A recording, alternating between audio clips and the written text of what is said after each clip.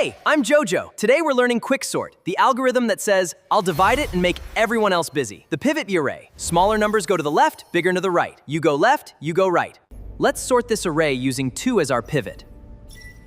Watch the smaller numbers move to the left. And that is how you get a perfect sorted array.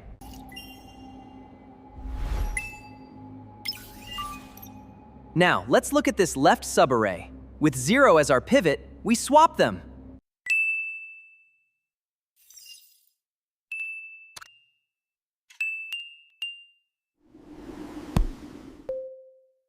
Step 5. Sort the remaining small parts. Now sort the array 7, 3. Let's pick the pivot element equal to 3. 7 is greater than 3, so we swap them. And here is our final sorted array.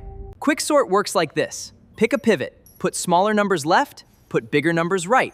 Repeat for both sides. That's why it is called divide and conquer.